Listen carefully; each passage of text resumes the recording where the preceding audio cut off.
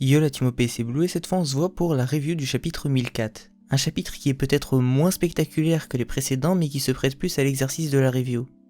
Juste avant de commencer, je tenais à vous inviter à venir me follow sur ma chaîne Twitch, Bluekai Senpai. Je tiens à remercier les viewers qui sont actifs sur ma chaîne Twitch sans mes lives et à qui j'ai mis un badge VIP en vue du fait qu'ils soient mes premiers membres d'équipage sur Twitch. Il m'en reste encore une vingtaine avant la prochaine étape, donc n'hésitez pas à passer et à participer au stream. Et encore une fois, gros big up aux viewers de Twitch. Sur ce, commençons la review sans plus tarder.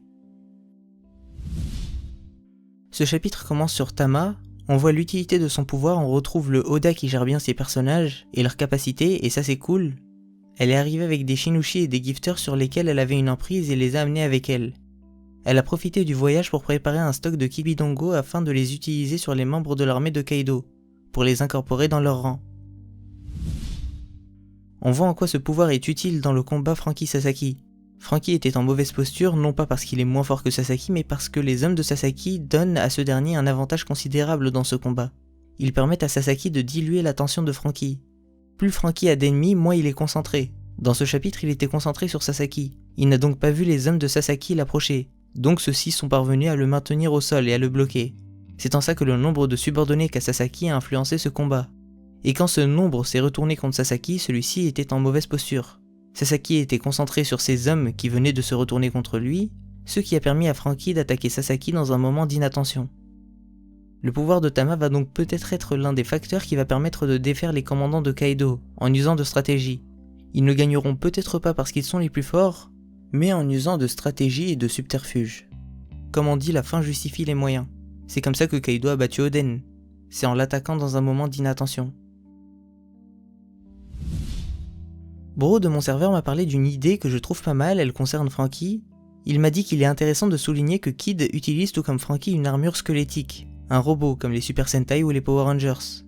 Les deux ont des armures qui leur permettent de se battre à distance et aussi de manière frontale, et en faisant un rapprochement entre le Franky Shogun et les capacités de Kid, on peut se dire que celui-ci pourrait récupérer le général Franky, et ceci à un moment de l'arc où Franky serait par exemple out. Il pourrait par exemple le fusionner avec son corps. Et ça ferait une ref aux Super Sentai et aux Power Rangers.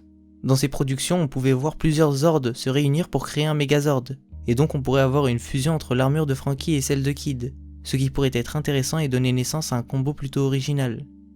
Franky qui plus est a déjà permis à d'autres personnages d'utiliser les composantes de son armure, que ce soit Chopper, Usopp ou Nami, donc je ne pense pas que ça le dérangerait, surtout que ce serait dans son intérêt. Le prochain élément dont on va parler est le combat entre guillemets de Sanji. Ce qu'on apprend dans ce chapitre, c'est que Sanji est immobilisé non pas parce qu'il est plus faible que les gens qui le retiennent, mais à cause de ses valeurs. Pour preuve, il a one-shot tous les hommes présents dans la pièce, mais n'a pas touché les femmes. Donc ni le nombre ni la puissance des personnes présentes semblent l'inquiéter vu qu'il a pu toucher toutes les cibles qu'il voulait, et personne n'a pu l'en empêcher. Donc Sanji est clairement plus fort que toutes les personnes présentes, mais les personnes présentes jouent sur sa faiblesse. Il y a quand même eu beaucoup de tacles sur Sanji, mais tout ce que fait ce personnage est respecter ses valeurs. Et Sanji est comme ça depuis le début. C'est l'ADN de ce personnage, et ce qu'importe le contexte.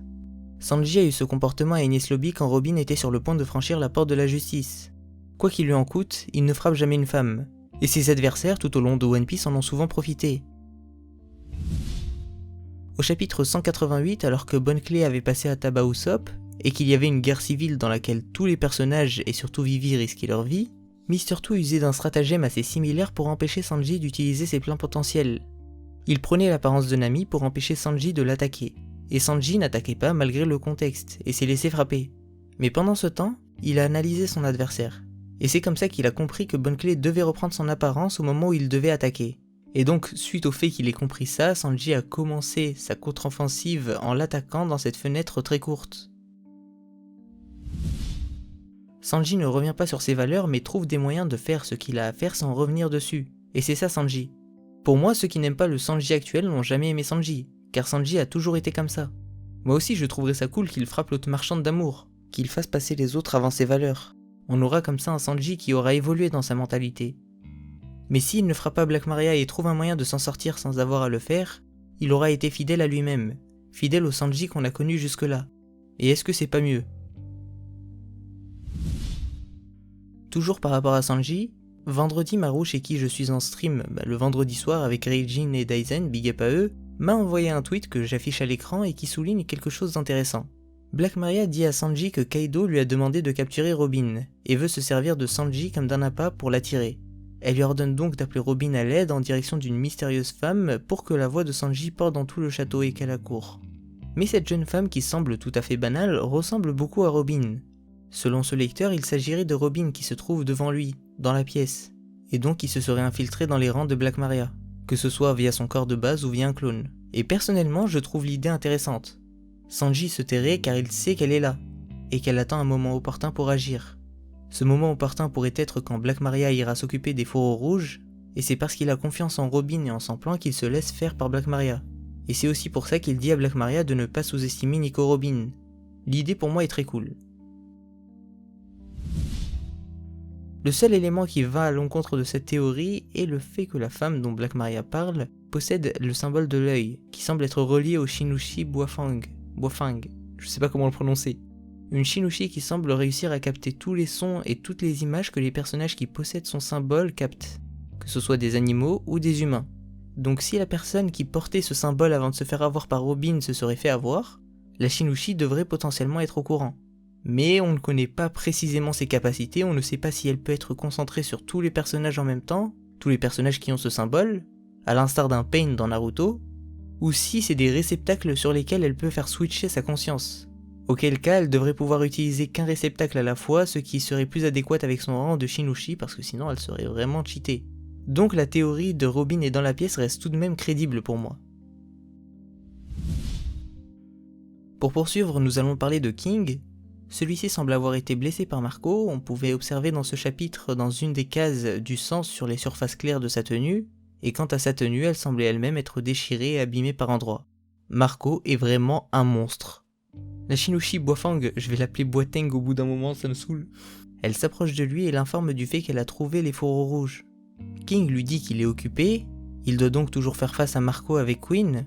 Pour moi, si je devais théoriser, Marco serait en train de protéger l'accès qui empêche les pirates de Kaido, et surtout les deux calamités, de monter sur le toit et aider leur capitaine, et donc ce serait pour ça que King serait occupé. S'il est proche du toit, son emplacement est stratégique car il pourrait lui permettre de guérir ou de régénérer les pirates qui sont blessés potentiellement par Kaido et Big Mom. Il pourrait même potentiellement permettre à Luffy de récupérer son acquis plus rapidement. Donc à l'endroit où il est, il peut être très utile pour l'Alliance. Et c'est peut-être pour ça que King ne lâche pas l'affaire et veut le faire bouger de sa place.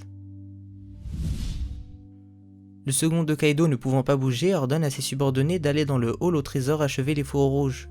On voit que Black Maria répond et celle-ci dit qu'elle peut se diriger vers cette salle vu qu'elle est liée à son étage.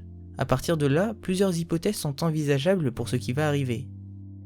Il est possible qu'au prochain chapitre, Robin, si c'est bien elle qui est présente dans la pièce, profite du fait que Black Maria s'en aille pour libérer Sanji et s'occuper des sous-fifres qui resteront, avant de s'occuper de Black Maria plus tard. C'est le scénario le plus souhaitable, mais il demanderait un gros sens du timing car ils devront faire tout ça avant qu'elle ait atteint Kinemon. La seconde option serait que Robin s'occupe de Black Maria sur place, si encore une fois il s'agit bien d'elle dans la pièce. La troisième option serait une aide extérieure. On peut par exemple penser à Nami car en effet dans ce chapitre King appelle ses subordonnés et parle de la salle au trésor. Black Maria est la seule à avoir répondu, mais King a bien appelé tout le monde.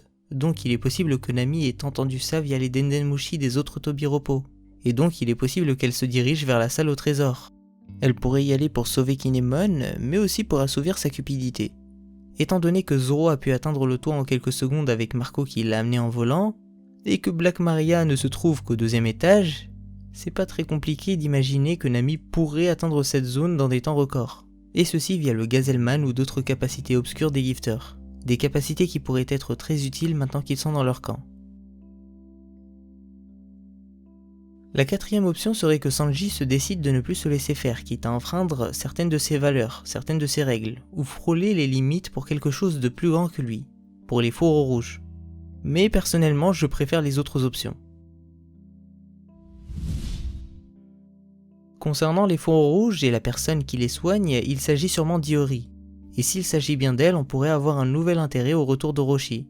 Rappelons qu'au dernier chapitre, Oda a de nouveau insisté sur sa tête décapitée qui était au sol. Et la seule fois où il n'avait pas censuré un élément comme ça et l'a mis en avant, c'était quand Doflamingo, ou plutôt son double en fil, s'était fait décapiter par Kyros. Il ne s'agissait pas de lui mais d'un fake, et Oda avait insisté dessus et n'avait pas censuré la scène, comme pour Orochi. Précisons qu'habituellement, même pour une balle en pleine tête, comme pour Belle-Mère, quand l'événement est réel, Oda censure la scène. Donc à mon sens, là, Orochi n'est clairement pas mort. Et avec la présence d'Iori, on pourrait pourquoi pas le voir s'activer. S'il fait le mort ou s'il se cache, il pourrait sortir de sa tanière, ou se réveiller. Il pourrait pourquoi pas se lancer à la poursuite de Komurasaki, alias Iori. Enfin, s'il s'agit bien d'elle.